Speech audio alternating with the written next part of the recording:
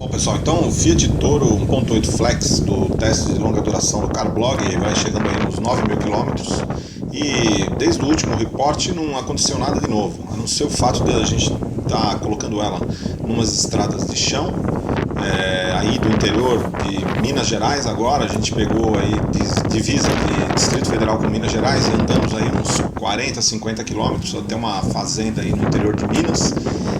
Basicamente estrada de terra, e fomos com 5 passageiros e foi tranquilo, o carro dá conta, tá numa época de seca, então não está molhado, então não tem lama nem nada, tem muita costela de vaca, estrada vicinal, não são estradas asfaltadas, porém ela se mostra aí, como a gente já tinha mostrado no outro vídeo, ela se mostra muito adequada para esse tipo de situação, esse tipo de piso. Ela filtra bem as irregularidades do piso, vocês vão ver aí ao longo do vídeo, a gente vai mostrar novamente, né, o comportamento dela, e apenas tem que tomar cuidado porque nesse tipo de estrada a aderência é um pouco menor, então apesar dela se mostrar confortável no uso, precisa tomar cuidado porque às vezes você perde a traseira, né, e o controle de estabilidade acaba não dando conta. Com relação ao consumo, a questão toda é o seguinte: por exemplo, em cidade a gente vem conseguindo em torno de médias, em torno de 10 km por litro da Toro, né?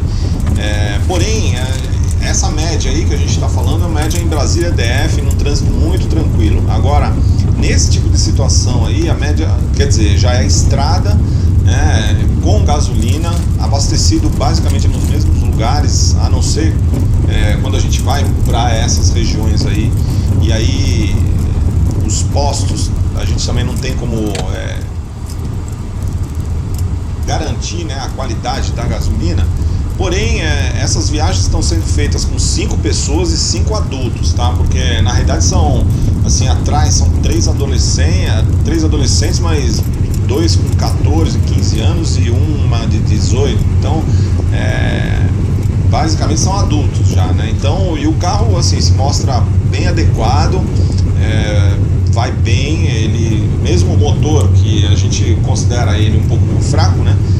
Mas ele dá conta do recado tranquilo. Mas então, voltando à questão do consumo, a gente tem conseguido nessas situações aí, né, com ar-condicionado ligado full time nesse tipo de estrada aí, a média tem ficado em torno de 9,5 km por litro. Então é interessante porque a média de consumo acaba sendo inferior à média em cidade, quer dizer, a média em condição rodoviária, que é o que a gente tem observado na Toro, nessas situações, evidentemente porque na cidade também a gente anda com 2 pessoas e 3 pessoas no máximo, né?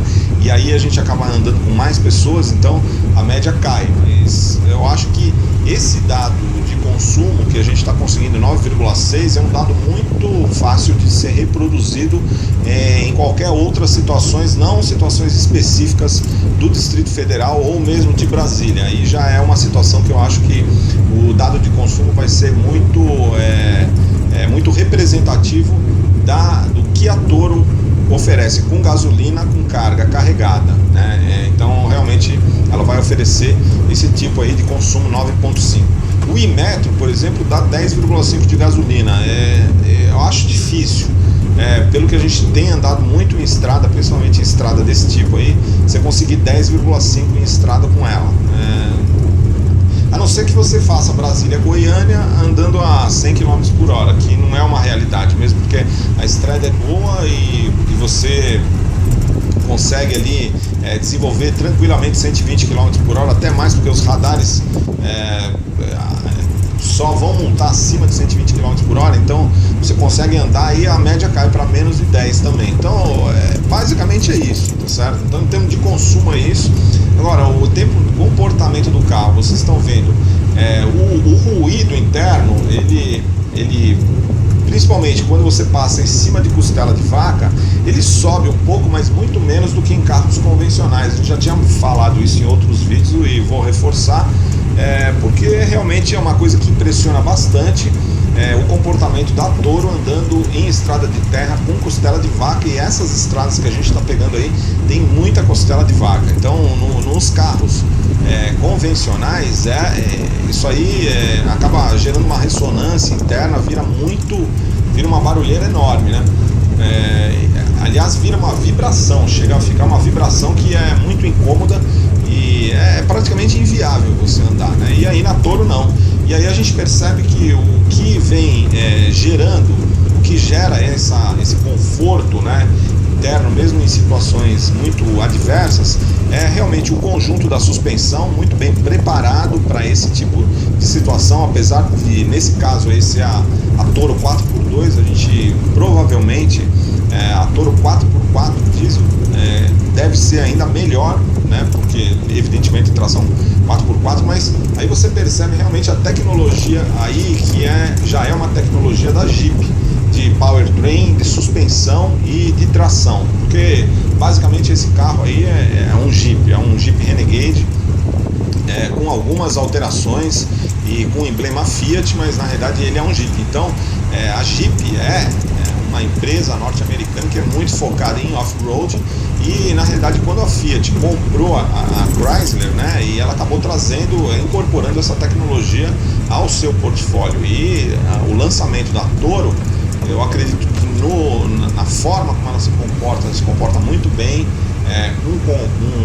sobretudo de suspensão nesse tipo de via aí, ela é decorrente da aplicação da tecnologia da Jeep nesse carro. Então, até mesmo a gente já fez um vídeo aí fazendo o comparativo do Jeep Renegade com a Toro, e quem andar nos dois carros percebe que é basicamente o mesmo carro, né?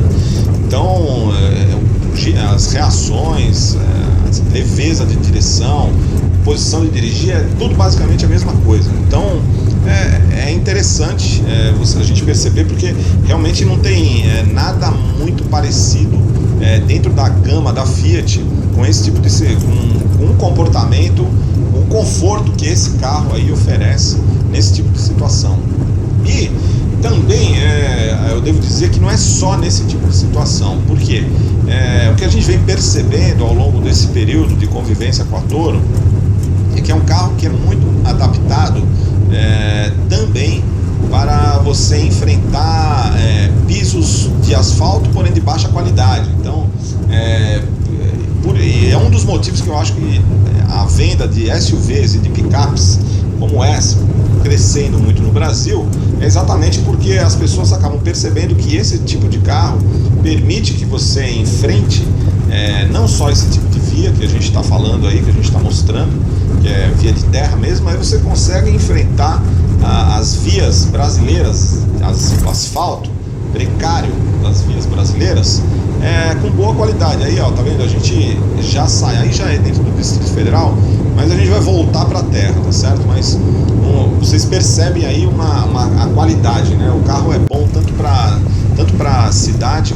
tanto em terra quanto em estrada. E isso é uma coisa bem interessante e legal da Toro. Mas voltando, eu acho que a grande vantagem desse carro para quem anda em cidades que estão com pisos comprometidos, e normalmente em época de chuva acaba aparecendo muito buraco e tal, então realmente ela é uma grande vantagem, porque percebe-se claramente que a suspensão nem toma conhecimento de buraco, de valeta, de lombada.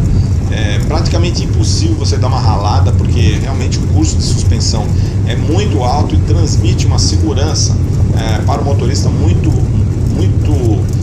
grande, de que você não vai danificar, mesmo que você judiar do seu carro, né?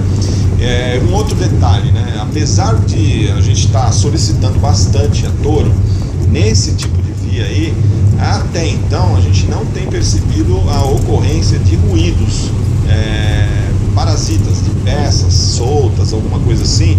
Por enquanto não, né? Por enquanto não, apesar do painel da Toro ser um painel inteiramente feito de plástico duro, diferentemente do que acontece, por exemplo, no Jeep Renegade, que tem essa parte superior do painel aí todinha de material emborrachado soft touch.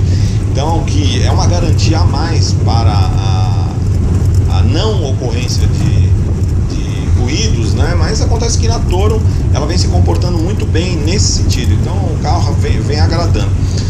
Uma coisa que a gente já alertou no último vídeo, não no último vídeo, porque o último vídeo a gente fez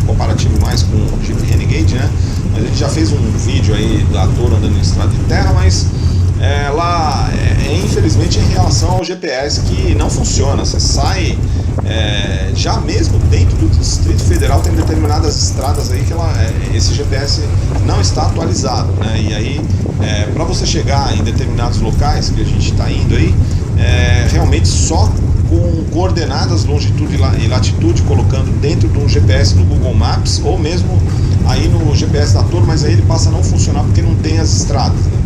Então acaba complicando um pouco, mas no geral é interessante. A gente tem andado principalmente com gasolina, então assim, nessas situações o consumo de gasolina é 9,6. Com etanol ela cai um pouco. A gente também já chegou a abastecer com etanol, e nesse tipo de situação aí ela fez 7,7 km por litro de etanol.